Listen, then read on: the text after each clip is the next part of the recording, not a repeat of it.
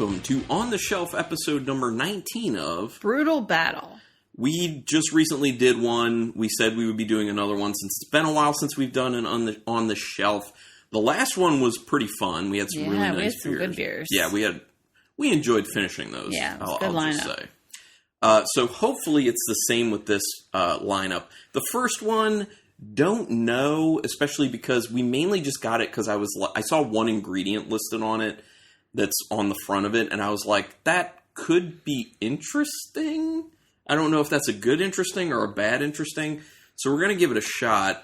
And like we said in the last On the Shelf episode, there are two breweries that will be repeating, and that is Dogfish Head and Westbrook Brewing. So let's jump into it, I guess. And the first one is in a 16-ounce can. This is the one I'm very, very apprehensive about. It's a good word. But the brewery it is, I was like, I don't think they would put this out for distribution if it wasn't at least decent. And that is Allagash Brewing out of Maine. Specifically, are they Portland? I think so. Portland. And this is their curcuma, and it's an ale with fresh turmeric, which seems, like base blah ale with turmeric. Does turmeric really have that much flavor? A little bit. It should be earthy. It's 5.3% alcohol, so should be relatively sessionable at the same time. Let's get into it. I think there are some flavor notes on this too, so we can check that out after we assess what we get out of it. Okay, so usually turmeric gives things kind of an orange coloration to it. I don't think I see that. Yeah, this is definitely very yellow, not as orangey and dark as turmeric is. It kind of looks like they're Allagash white. Yeah, which I was assuming when it just says ale with turmeric, since it's Allagash, that maybe it's some sort of like wheat or a Belgian style. I don't know. We'll find out. But yeah, it's kind of hazy, very, very yellow. Has some head just chilling on the top. Looks a little fluffy. Smells like hay and honey. Yeah. Lemon peel as well. Some nice lemon peel. It's light. It smells Belgian-y. In my opinion, there's that little bit of a Belgianese character. A little banana. A little clovey, for sure. It's mild, but it's there. It smells pretty clean, though, too. It smells good. It's just real mild on the nose. Can I smell turmeric? I don't. No, we should have got some out of our spice cabinet. We still can if you want. Although, who knows where that is in there? Might take a while to get through. Yeah, it kind of just smells like a normal Allagash beer, in my opinion. Flavor. It's got bite. It's got a lot of bite to it. That must be the spice, the turmeric. It hits like the back sides of my tongue, which is interesting because usually that's where I get like sour. It's not sour. No, it's not sour. But it kind of is this strong kind of like sweet earthiness, I want to say, with some bitterness. And that's how I assumed the beer was going to be. It was going to be earthy because I think turmeric is an earthy spice. Mm-hmm. I'm getting the banana, though. Yeah, the banana's there. I'm getting that clove as well. It's got that earthiness to it as well. There's a decent bitterness on the finish. Yeah. It's relatively light. Definitely tastes Belgian yeasty. Mm-hmm. That kind of, people would assume that with the whole banana and clove situation. There's definitely a lot more bitterness than I thought there would be. It's okay. Yeah. I don't hate it, but I wouldn't get it again. Yeah. If someone asked me, they're like, oh, is it worth it? I'd probably just be like, no, not really. Because the problem is when you get to beers like this, there's so many other beers you could just get instead. Like this, based off the way it tastes, like, is it fine? Yeah, it's fine. But it comes off as kind of trying to be more like kitsch, and being like, oh, people aren't really using turmeric in beer. Here's turmeric in a beer. Right. And we'll call it out. So it's like, I don't know. I feel like the turmeric's actually giving it a little bit of like a spice heat. I know that turmeric doesn't really do that. It's not like a hot spice, but I feel like this beer is giving me a little bit of like a spice heat in the back of my throat, which obviously wouldn't be coming from the regular beer because it's not high ABV or anything. Right. Okay. So it's interesting that it's doing that. Yeah, I'm not getting that, but... Okay, well, I want to see... And it's a little soapy. It's finishing a little soapy, too, in the aftertaste. Okay, so what does it say?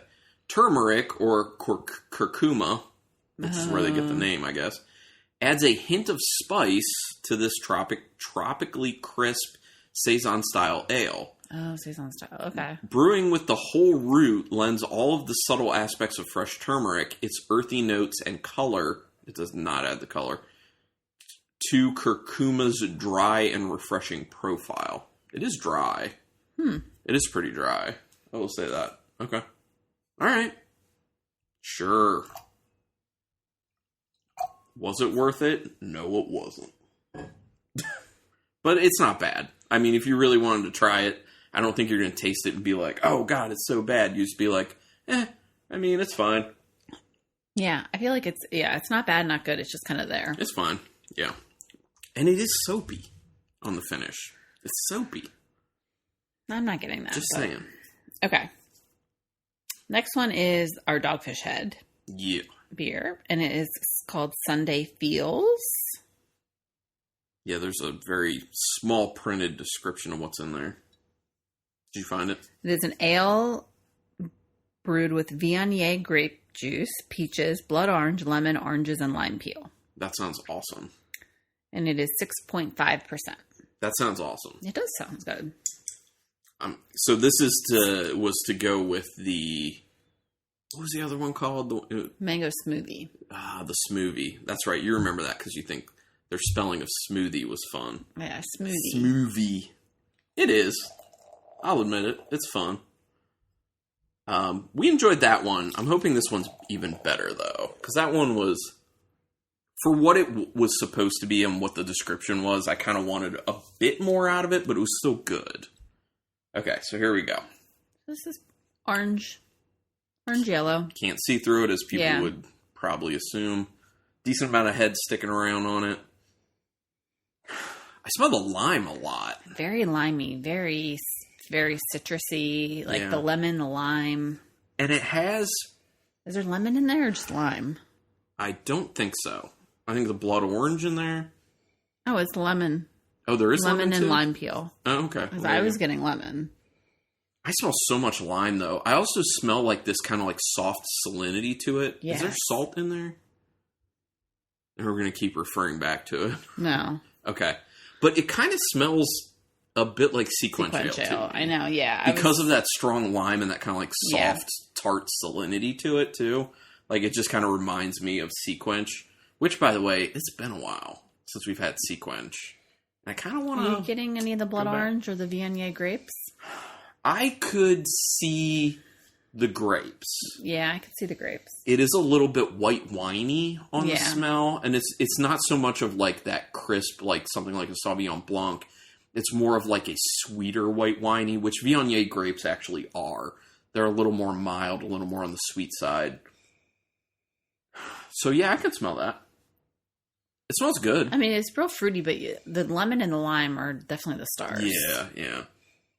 It smells very crisp, like it's going to have a snap to it as soon as you sip it. And it doesn't smell super sour. It smells more like it's on the tart spectrum as opposed to sour.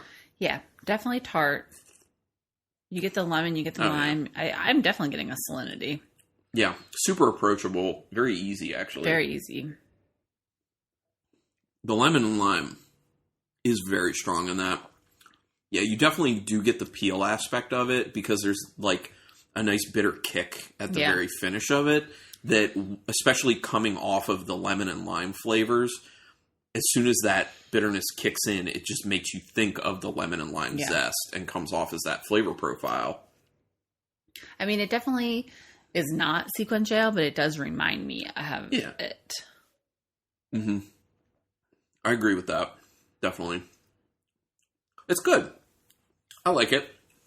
There's a little bit of a honey note that peeks out of it, too. Kind of like in the middle of each sip. There's just a slight honey. A little sweetness. Yeah, it's good. It's fruity, it's light, it's refreshing, it's a little sweet, tart. So on my third sip, I'm getting more of that Viognier grape coming through. That's on the rise, as I think what it is that my palate's becoming more acclimated to that lemon and lime because it's more of a sharp flavor. So once my tongue's more used to that, then the Viognier grape, which is a little more mild and a little more on the sweet side, is starting to have the opportunity to rise above those. And it's actually creating a nice counterbalance to the lemon and lime. Yeah, that's good. Yeah, I think it's good. I enjoy that. Once again, very approachable, very easy. I do think that's another one, much like the mango smoothie, that you could give to someone who's not necessarily into beer and say, hey, you probably will like this. And maybe this is your introduction to beer. Okay, so moving on to the third one. This is up my alley. Yeah. Although I think you're the one who spotted it and said you should definitely get this. This is our local one because we always try to have like at least one local-ish one. We had two in the last on the shelf. But this one is by Idiom Brewing, I believe. Where is it? Yes. Idiom Brewing out of Frederick, Maryland. And this is their Peanut Gallery. And it's a peanut butter porter. And it is 6.5% alcohol in a 16-ounce can.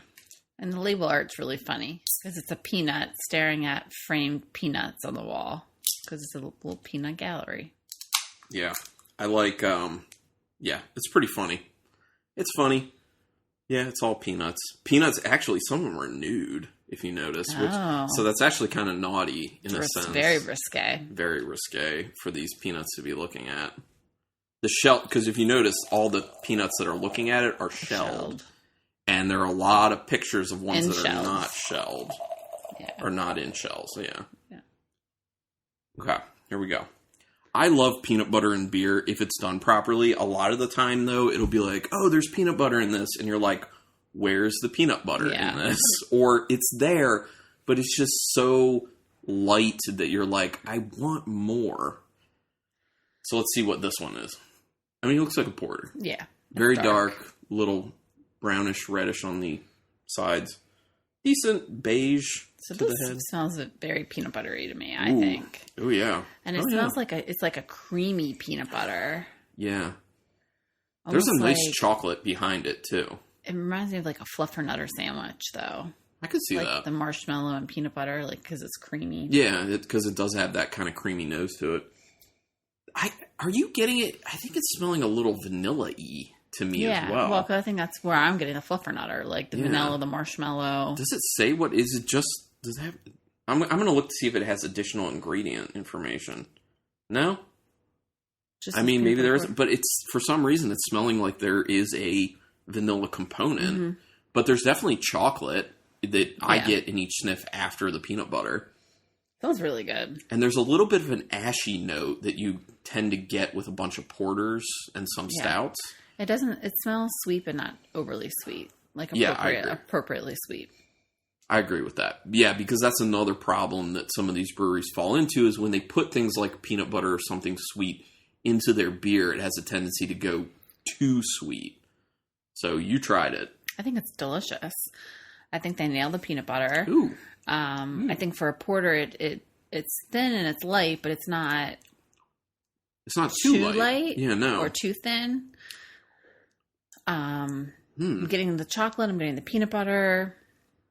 This is a really sessionable peanut butter beer. For sure. It's a real sessionable, darker beer. It's interesting because it's kind of like a dessert beer because of what the flavors are. Because it's like peanut butter, chocolate, a little bit vanilla-y, creamy, with that ashiness in there. But it's not too sweet where you would feel like that is your dessert necessarily. It's like dessert beer light. Yeah. And I could see some people, though, having this and being like, oh, God, I just really like an imperial version because it'd then be so much bigger and bolder and sweeter and, more chocolate, more peanut butter. And maybe they've done that. Maybe they would do that. but I like where it is here. I think it's good. I think they really nailed it. You still know it's a beer. Honestly, especially with how the ashiness and the bitterness finishes on this beer, it doesn't really taste sweet at all. No, it doesn't. I thought the nose is sweeter than the taste. And I'm saying that as a good thing. Yeah, I agreed. I like that it's not sweet at all, but it's also mind-blowing that it's not sweet when, A, it's a porter, so, it would have, more malt sweetness, and B, there's peanut in it, or peanut butter in it, and usually you'd assume that would make it sweeter, but it's not. So you're getting all the best flavors without making it a sweet beer. Yeah. I like this a lot. I think it's very well done. Very tasty. They really, they nailed that. They really did nail that. Idiom, man. That makes me want to go back. I know, we've only been there once. Yeah, we will. We'll definitely go back. We just need to, take a day to take the trip out to Frederick, hit Idiom and some other places. Okay. So this last one is the craziest, I think. Yeah. There's a lot going on here. So this is the one by Westbrook. Westbrook, again, is out of Mount Pleasant, South Carolina. It is called Maximum Florida. And it is like a hot pink can with a flamingo on it. Yeah, it's very loud. And it is an Imperial Berliner Weiss with dragon fruit, passion fruit, mango, pineapple, pink guava, key lime, tangerine, toasted coconut, marshmallow, and milk sugar. I mean, it sounds like it could be awesome. Did you say the ABV on it? I'm trying to find it. Oh, is it not there? It's possible it's not there. Is it printed on the bottom? Mm-mm. Okay. Oh, well. If I see it, I'll take a look. It might not be there. The other thing is, it's like they kind of like hide things on cans sometimes. It's so odd. I'm assuming it's like 4 or 5. I mean, you could always check, what's it called? Untapped. Okay, I'm going to get into this. So, since this particular ingredient was named in this beer, I feel like I need to bring up to people that Rebecca and I recently had dragon fruit. It's 6%. Okay, 6%. That makes sense. We recently had dragon fruit, and you know what? It didn't taste like anything, really. Yeah. Like, it's very low on flavor. I don't know if it was just the dragon fruit we happened to buy, but it was 2 of them, and both of them had almost no flavor. It's just kind of sweet, and it very, very, very faintly has, like, a little bit of a mango-type flavor to it, I feel like. It's just, I don't know. It's nothing. So then, when we tasted it, I was like, look, if this is what all dragon fruit's like, why are breweries putting it in beers? It would just make me think that it's just for gimmick. Yeah. Just be like, oh, dragon fruit, it looks cool before it's been cut, and it, sounds cool. Well, it's a really pretty color. It is. Yeah, it's very, like... It's reddish pink. Reddish pink, yeah, totally. It has a very light pink head to it, which is very pretty as well. Oh, man. I'm getting lots of passion fruit. Whoa. Jesus. Yeah, It smells like fruit punch. Yeah, but it smells like high-class fruit punch, if that makes sense. Like, the fruit punch you're used to smelling smells just like sugary crap. This is like the high-class version that's like, it's not super sugary, but it has all those great, vibrant fruit smells. It's like fresh squeezed juice. I smell the coconut, too. It's don't. faint. It's faint, but it's in there. It kind of like gets lost because it's sandwiched in each sniff by a bunch of strong tropical smells. Like, I get like the pineapple, the guava. The mango. I get the mango for sure. I get the vanilla. It does have, between the vanilla and the, it does have vanilla in it, right? Marshmallow. Oh, okay. It's the same thing, basically. So between the marshmallow and the milk sugar, I am very much getting a smooth, kind of silky, creamy nose to it as well. And this beer was recommended to us when we were at the liquor store. Oh, yeah, it was. It was. By someone who works here. It was like, if you like sour beers, this is a good one. Man, it is so heavy on the passion fruit. Yeah. I can't remember the last time I smelled this much passion fruit in a beer before. Well, I think it's mixed with guava, too, because I feel like guava kind of has that same flavor profile. A little bit. It smells really good. Part of me also feels like some of it smells like pink grapefruit as well. So, that's not in there, I don't think. I thought it was like all like tropical. Yeah, but it kind of comes off that way to me. I had to look because there's so much in there. Mm-hmm. It's really tasty, though. Ooh. Oh my gosh. That's really good. It is sweet. Yeah, it is a like, little it's a little sweet. It's fruity sweet. It's not like sugary sweet. No, there's some sugary sweet, in my opinion. No, let me clarify. There is sugary sweet to it, but it doesn't feel super inappropriate. Yeah, because it's very fruit driven. I like it though. It is good. Do you taste the coconut? No. You don't taste it? I taste the coconut in there. So the coconut and vanilla to me is in the end of each sip. And they are kind of presenting together as one. So it's like a coconut encrusted marshmallow that's showing up at the end. It's like all the fruit in the beginning. So tasty though. Yeah, the passion fruit, the guava, the mango. Not the dragon fruit because dragon fruit is worthless and it's nothing. Are you getting the key lime and the tangerine? We didn't say anything about those yet. Yeah. Mm-hmm. Well, I assume that those are part of that very vibrant citrus pop that goes on. Yeah. I think the pineapple's kind of in there, too, because it's real juicy. Yeah, definitely. It's just like you were saying, it's like fruit punch. There's it's hard to pick every single thing out because each sip has so much going on and it's a flavor explosion that you're just like... Your brain can't go through all those things that fast, really. I like it. Yeah, it's really good. It's really good. It's tasting a little pink grapefruity to me. It does. It really is tasting that way. It's really good, though. So, my 3 and 4 are... easy. My 1 and 2 are really tough. Yeah. Is that your ranking? Is that your ranking? Yeah, I think it is. My one and 2 is close. Yeah, 1 and 2 is really, really hard, but go ahead, Rebecca. Okay, so number 4 is going to be the Allagash Curcuma. Number 3 is... Which is the ale with turmeric. The ale with turmeric. My number 3 is the Sunday Feels by Dogfish Head, which is the ale brewed with Viognier grape juice, peaches, blood oranges, lemon, oranges, and lime peel. Yeah, good beer. Number 3 is Maximum Florida, which is... I feel by Westbrook. Need to take a deep breath before I read all this. Do that. The Imperial Berliner Weiss with dragon fruit, passion fruit, mango, pineapple, pink guava, key lime, tangerine, toasted coconut, marshmallow, and milk sugar. Which is really good. It is really good. Number 1 is the Peanut Gallery, which is the peanut butter porter by Idiom.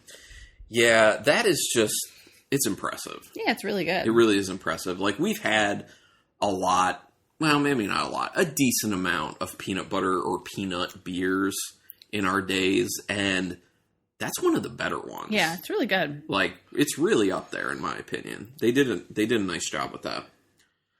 So, yeah, good beers again. Good to try. I'm going to enjoy sipping on these to finish them off. I don't know if we need... I'm going to retry the one with the... Hold on a second. You're doing it now? I just had an idea. You blending? Yeah, I need to mix some of this. Oh.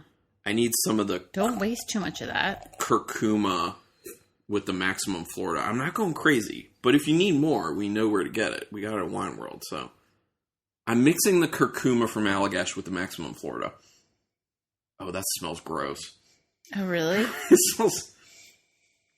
doesn't smell good. Here, smell that. It's just weird. It doesn't taste bad. Honestly, it maintains a lot of the Maximum Florida flavors, but also adds, like, it makes it a little more crisp. It takes the sweetness down, and it makes it a little earthy too, and gives it a little more bitter bite at the end. I actually think it's pretty solid.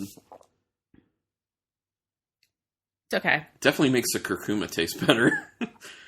Yeah, I prefer the Maximum Florida on its own, though. Yeah, I would definitely say that as well, but it's not a bad mix. No. It really is not a bad mix. It's pretty decent. Okay. I felt inspired. I had to do it. Every now and then, I feel like I want to do that more on this podcast. Like, every now and then just be like, are there any of these beers that I feel like could be good if we just mix them together right now? So, remind me of that. We'll do that going forward. So, there we go. We did it. Okay. We're going to do it more. We're going to, try to remember to do it more. But anyway, real quick, we'll go over the stuff. Brutal Battle Podcast at gmail.com. If you want to contact us about anything, you can just email us there. BrutalBattle.com is the website where you can get all the episodes to listen to, but also if you go to archive.org and search Brutal Battle, because that's where we host all our files for the audio. Untapped, I am Carlin Cook or Carlin C, and Rebecca is Rebecca C, yep. Right? Rate us and review us if you can, please, especially on iTunes, because it helps a lot, and also word of mouth. And then Instagram. Brutal Battle Podcast. And Rebecca's putting up, about 2 things a week at least? Sometimes more? Yeah. All right, cool. Well, thanks everyone for checking this out. We'll be doing more on the shelves. I want to be more consistent with that now. Maybe, at one point I thought maybe 1 per month would be good. Maybe we can do that. Or maybe 1 every 6 weeks. Or yeah, we'll figure it out. But more consistent than what it's been for sure. But anyway, thanks everyone for checking this out. Until next time. Keep it brutal.